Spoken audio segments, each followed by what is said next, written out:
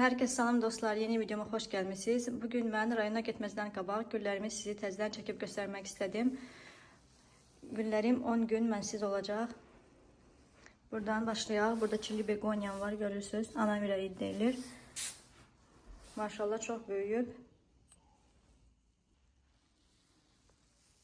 Burada da kurdele çiçeği var. Yine başka adı vardı, yeni yadımdan çıktı. Oksalisim. Bunun yarpaqları çox idi. İndi biraz saraldı. Az qalıb. Təzədən inşallah yeni yarpaqlar çıxardır içindən. Suyum da susuzdur. Bugün güllərimi de sulayacağım. Burada andoriumu torpaqdan çıxardıb suya koymuşam. Nəsə torpaqda yaxşı inkişaf etmirdi.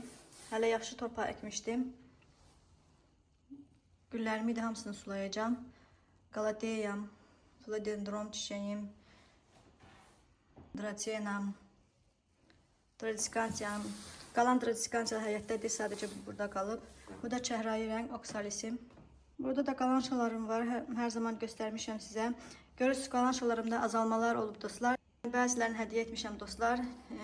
Qırmızı rəngdən, sarı rəngdən məndə çox idi. Ona görə də o qədər hərəsindən bir-bir saxlamaq istədim ki, yer çox tutmasın. Bu da qırmızı rəng dikenlər tacım.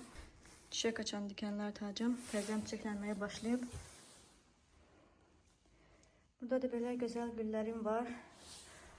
Bu aralar nəsə bu yarpaq gözəllərim heç xoşuma gəlmir.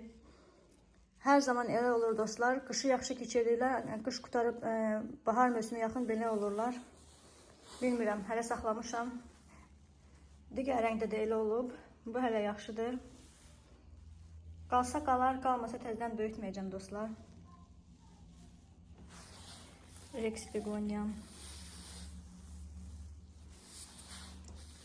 Fuksiyam, sırğa gülüm. Bunu da yarpaqdan böyütmüşəm. Bu da begoniya. Bu da kırmızı renk antoriumdur. Bu da yaxşı inkişaf etmir. Bunu da gəlib çıxardım, suya koyayım sonra. Mənim gözəl gəranlarım.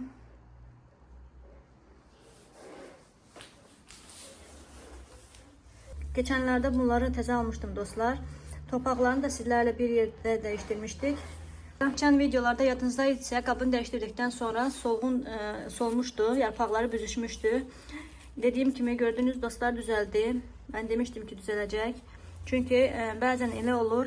Bu ikisine hiç ne olmamıştı ama bu yarpaqları büzüşüp kalmıştı. Səbir elədim, düzeldi. Ve bu da bu cür renk. Tünd bənövşe içerisinden qara renk keçir. Əslində bunları həyətə çıxartmaq istirdim, amma hələ çıxartmıram. Rayondan gələndən sonra çıxardacağım. Hələlik yenə burada qalsınlar.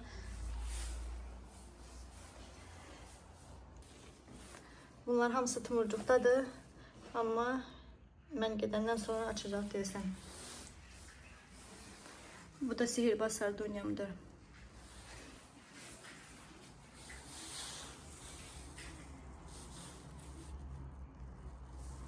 Güneşten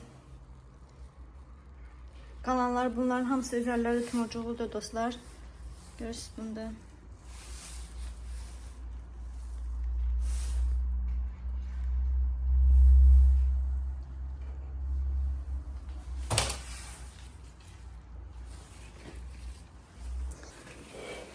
Burada da özel növ güzelim var.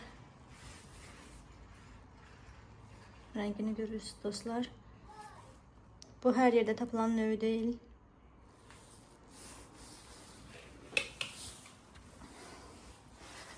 Bunlar da hamısı tumurcuqdadır. Xrizantemalarım da təzədən böyümeye başlayıb. Sukulentlərim, xrizantemalarım, karanfillerim.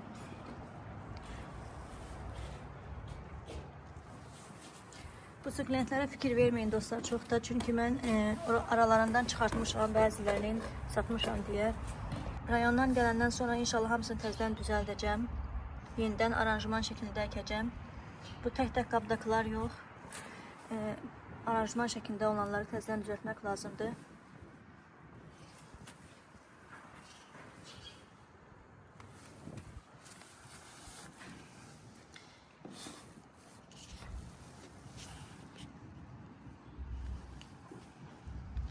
Buradan bəzən eksik su qənətlərimi görə bilərsiniz.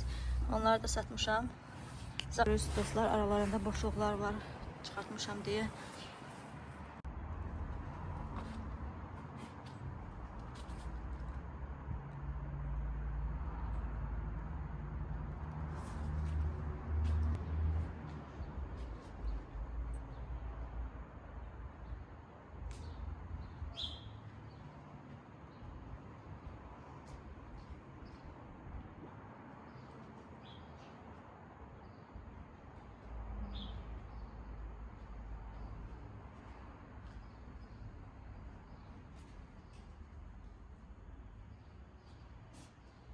Bəzi geranlarımı da burada çıxartmışam. Böyük qabda olanları yer olmadığı üçün. Bunu təzəkmişəm bu cür şəkildə. Buraya kadar izlediğiniz için herkese teşekkür ederim. Yeni videolarda inşallah görüşerik. Sağ olun, salamat kalın.